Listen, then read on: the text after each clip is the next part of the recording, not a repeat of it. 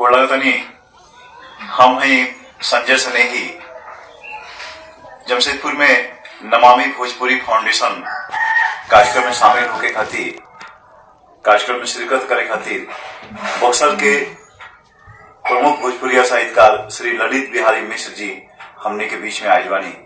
हम चाहतनी कि यहाँ से कुछ बातचीत होके और बातचीत के प्रमुख अंश हम लोग सबके सामने प्रस्तुत कर रहा बानी।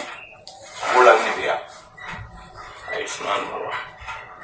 सबसे पहले ये बताएं कि भोजपुरी साहित्य की दुनिया में रुआ के कैसे आई नहीं रुआ, ये क्षेत्र में कैसे आवे के प्रेरणा मिला? प्रेरणा लगभग 20-25 साल पहले जब हम पढ़त रहे कॉलेज में, तो ओकरा पहले से हिंदी में लिखे के कुछ मन कुलबुलात रहे। 2-4 लाइन हिंदी में जरूर जोड़त रहे। बाकी बाद में जब बौद्धिक विकास भइल तो हमारे दिमाग में यह आई बुझाइल कि भोजपुरी क्षेत्र में बहुत काम करे के बाकी बा, एकरा के समृद्ध करे के चाहिए। तब हम शुरू कईनी भोजपुरी में लिखे पढ़े आ एकरा में अपन काम कईल भोजपुरी साहित्य के समृद्ध बनावे खातिर ये हमार शुरुआत भइल। हम सुनने हैं कि रुआ पत्रकार भी रहनी है हिंदुस्तान। हाँ, हम बक्सर जिला में लगभग 10-12 साल तक पत्रकारिता कईनी। बिहार के प्रमुख अखबार हिंदुस्तान, दैनिक हिंदुस्तान में हम लगभग 10-12 साल तक पत्रकारिता कईनी। आ वो में पॉजिटिव न्यूज हम हमेशा भेजल करी। हमार न्यूज हमारा नाम से भी छपल, बहुत लोग ओकरा के पसंद भी करेला। यही जैसे हमार पत्रकारिता के शुरुआत हुई। जब तक जियो तब तक ले पत्रकारिता चलत रहेगी। बहुत अच्छा। रुआ के बधाई देता नहीं कि रावड़ी ये सम्मान भी हुई है नमामि भोजपुरी फाउंडेशन के द्वारा और काव्य गोष्ठी भी हुई है। ये बताएं कि काव्य गोष्ठी में भाग लेके रुआ कैसा लगा था? भोजपुरी काव्य गोष्ठी भोजपुरी काव्य गोष्ठी तो अच्छे भइल। टाटा तो हम एकरा पहले भी तुलसी भवन में सम्मानित कल गई रहे। तब से लगातार लगभग 8-10 साल से हमरा के बुलावल जाला, बड़ी सम्मान करेला लोग अलग अलग संस्था से। नमामि भोजपुरी फाउंडेशन के शुरुआत में आरंभ में एक संस्था के नींव जो पड़ल तो वो में शामिल होके खातिर हमरा के बुलाहट भइल। हम मैनी टाटा हमरा के सम्मानित कइल। इस सम्मान से हम बड़ी खुश बानी। हम इस सम्मान के प्रति हमारा लगाव बा ऐसे कि एकरा के हम चाहतानी कि नमामि भोजपुरी फाउंडेशन अपना आप में एक तरह से अलगा नजर आवे वाला संस्था बा। एकरा के आगे बढ़ावे में सहयोग हमारा रही। जब भी नमामि भोजपुरी फाउंडेशन के तरफ से हमारा के बुलाहट हुई हम जरूर आई। हम बक्सर रह तबो कहीं और देश के कोना में रह तबो हम आई। ये हमारा शुभकामना बा। चलिए, बहुत बहुत धन्यवाद। अच्छा, ये बताइए भैया कि भोजपुरी साहित्य में तो बहुत काम हो रहा बा और इनमें का होके के चाहिए? हाँ, काम तो हो रहा बा। बाकी स्नेही जी बड़ा एकरा में अभी काम बाकी बा। हम तो ये चाहता नहीं कि साहित्य के क्षेत्र में होके के चाहिए काम हो रहा बा। कुछ लोग करता, लेकिन ज्यादा लोग अपन पहचान बनावे के काम में लागल बा। लोग वो व्यक्तिगत पहचान बनावता लोग, प्रचार चाहता लोग, जौन होखेला लेकिन कम होके के चाहिए। साहित्य की सेवा ज्यादा होके के चाहिए। भोजपुरी के समृद्ध करे के ज्यादा कोशिश करे के चाहिए, तबे एकरा आगे बढ़े में समृद्ध होके में सहयोग मिली। हम चाहब जे वरिष्ठ साहित्यकार बा, जे जानकार बा, ओकरा आग्रह भी करब, हमहू लागल बनियो में कि एकर गंभीरता से एकरा में काम होके, एकरा के आगे बढ़ावे में अपन योगदान होके के चाहिए। और कौन कौन विधा में काम कईल जरूरी बाटे? साहित्य के हर विधा में काम कईल जरूरी बा।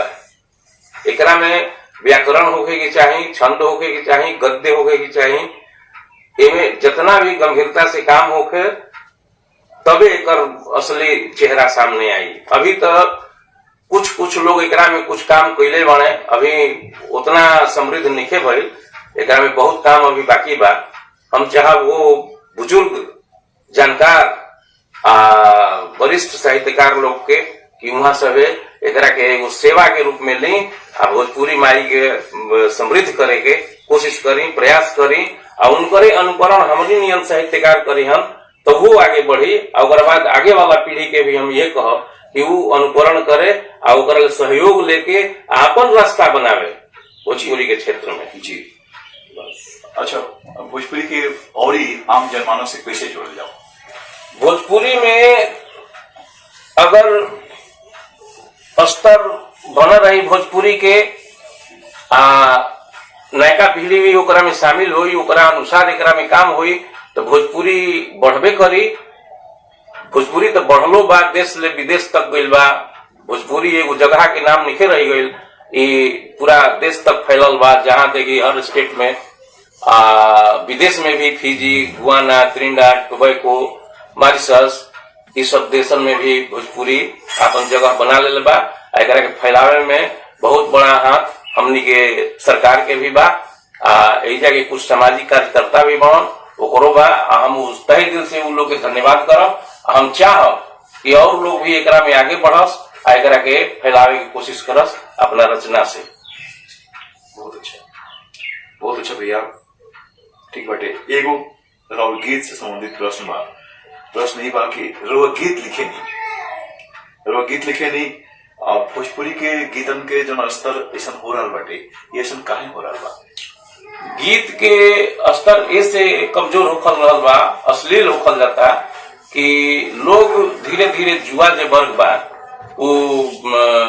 उहे पसंद करता और ओकरा ले अधिक दोषी तो रचनाकारों ने के हम दे। चूंकि हम लिटरेचर से जुड़ल बानी, साहित्य से जुड़ल बानी, जे साहित्य से जुड़ेला वो अश्लील ना लिख सके ना सुन सके।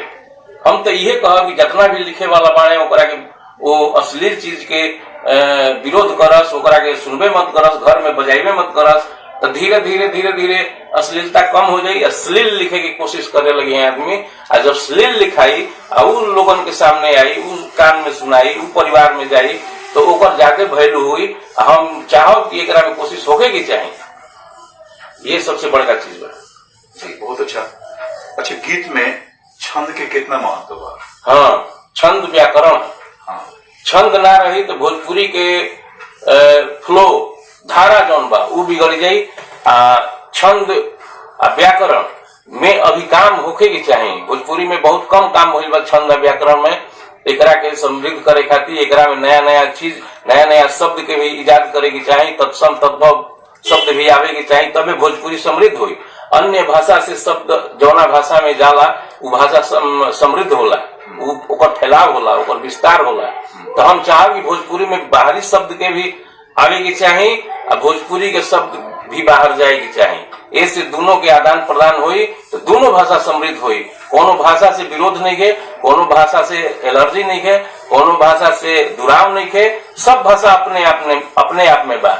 लेकिन जहां तक भोजपुरी के सवाल बा, भोजपुरी में के रचनाकार, भोजपुरी के शब्द शिल्पी, भोजपुरी के शब्द गढ़े वाला लोगन से आग्रह बा कि नया नया शब्द खोजे, नया नया शब्द बनावे, नया नया शब्द के प्रयोग करे ताकि नयका पीढ़ी के वो काम आवे।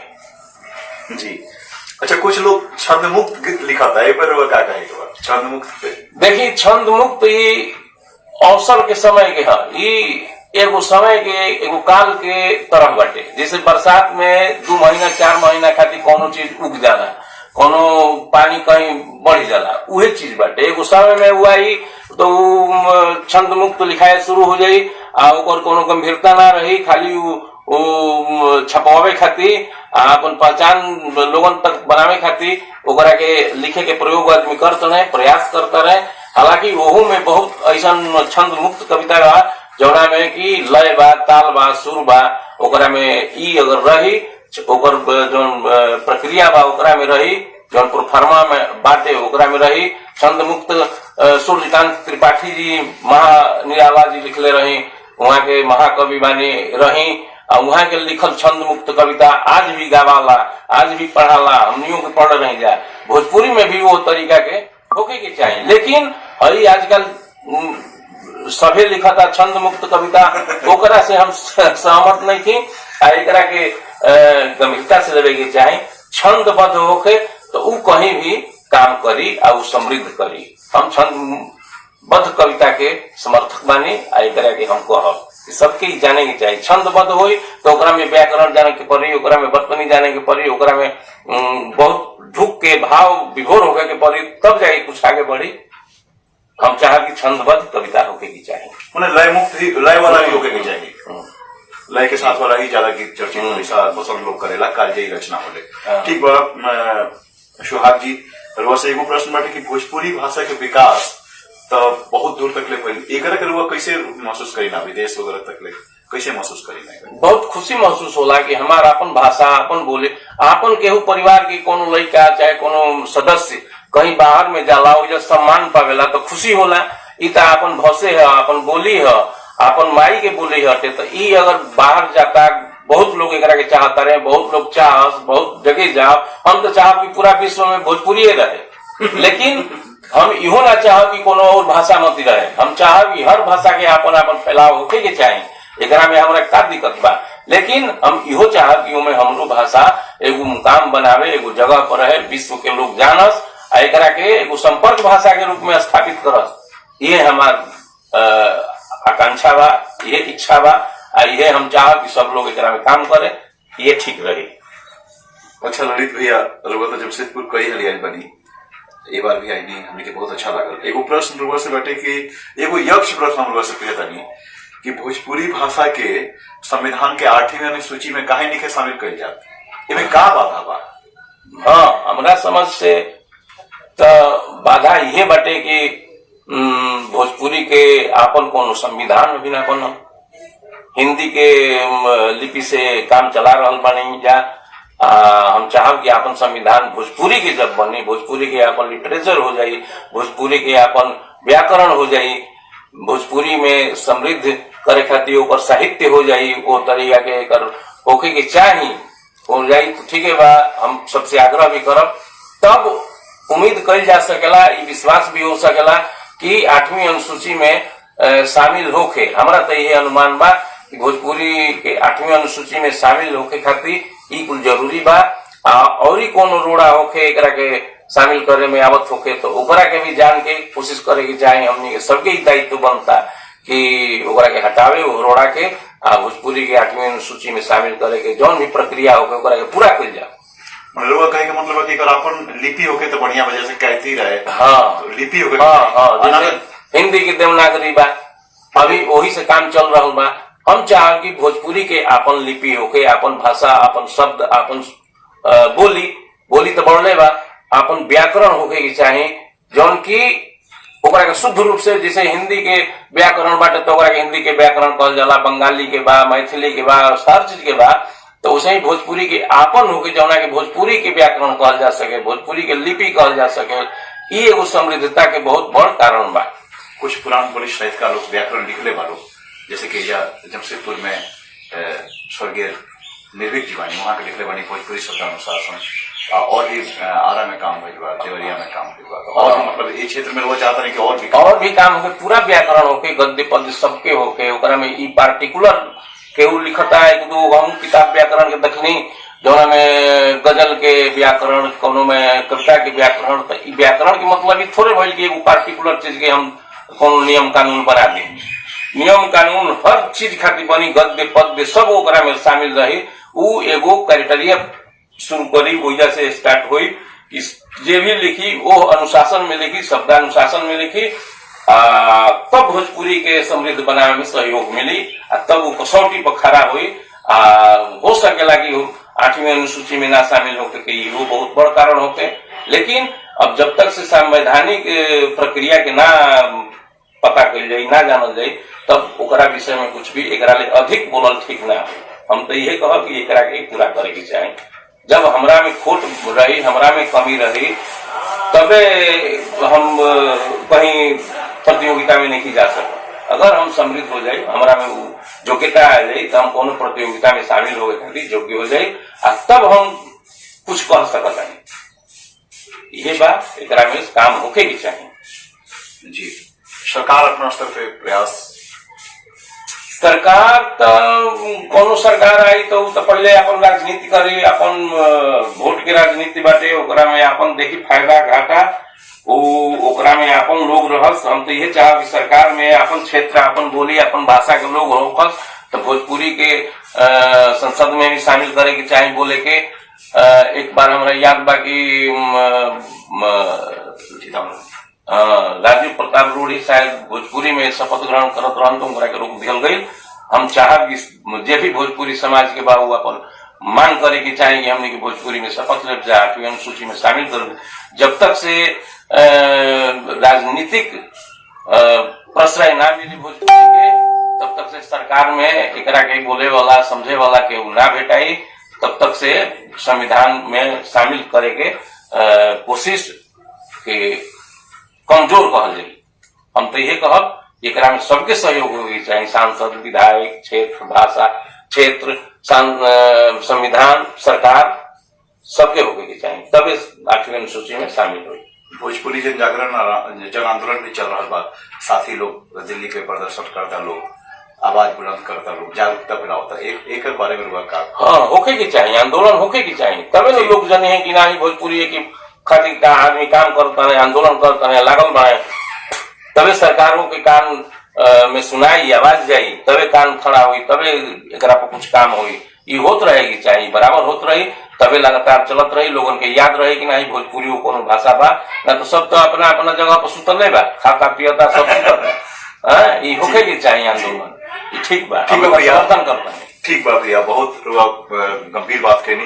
एगो दूगो और ही से प्रश्न बाटे हम पूछल चाहता नहीं, एगो भोजपुरी फिल्म इंडस्ट्री से प्रश्न बाटे कि भोजपुरी फिल्म आ एल्बम एक बहुत बना तड़ी सन, ओकरा के देखा था कि कैसन बना ताटे, एमे और का सुझाव बा एल्बम? सुझाव ये बाटे कि जैसे हिंदी के सेंसर बोर्ड बाटे, वैसे भोजपुरी के भी सेंसर बोर्ड होके के चाहिए, जौना के निर्णय करे के अधिकार होके कि कौन रिलीज होई, कौन जनता के समाज के सामने आई, कौन ना आई। अश्लील बाटे ओकरा के रोक दिया, श्लील बाटे ओकरे के पास कइल जाओ। अब भोजपुरी के विद्वान वो सेंसर बोर्ड में रहस, जौन की वो चीज के देखस, सुनस, तब ओकरा के अलाउ करस, ना तो समाज में एक बुरा प्रभाव पड़ता। जी हम चाहब कि एकरा के एगो सरकार व्यवस्था करे। जी अंतिम प्रश्न रउआ से ही बा भैया कि जमशेदपुर वाहिनी तो कैसन लागल, एगो गीत जनता खातिर हुआ कौन सुनाई चाहो? जमशेदपुर तो हमारा अच्छा लागल, एजा के लोग भी अच्छा बने, एजा के साहित्यकार भी अच्छा बने, एजा तो रचना धर्मिता हो रहल बा, होखे के चाहिए। हमरा बहुत अच्छा लागल। अब जब भी आइला तो हमरा एगो नया अनुभव होला, नया लोग से मुलाकात होला, भेंट होला, नया लोग से मिले के अवसर मिलेला। यही के चलते हम आइयो जाइला कि नया नया लोग जुड़त रहे, नया नया लोग बुलाव रहे, एक दूसरा के मिलन होता, अभी बढ़िया होके के चाहिए। रह सवाल गीत के, तो हम सनेही जी दू लाइन एगो हमार बहुत पुरान गीत बा सामाजिक, जी सुना देता नहीं मुखड़ा ऊपर। स्वागत बा। बिना दहेज शादी होत नहीं खे आज, रउआ सोची तनी। बिना दहेज शादी होत नहीं खे आज, रउआ सोची तनी। बेटी जरावल काहे सहता समाज, रउआ सोची तनी। बेटी जरावल काहे सहता समाज, रउआ सोची तनी। ठीक बा, बहुत बहुत रउआ के प्रणाम।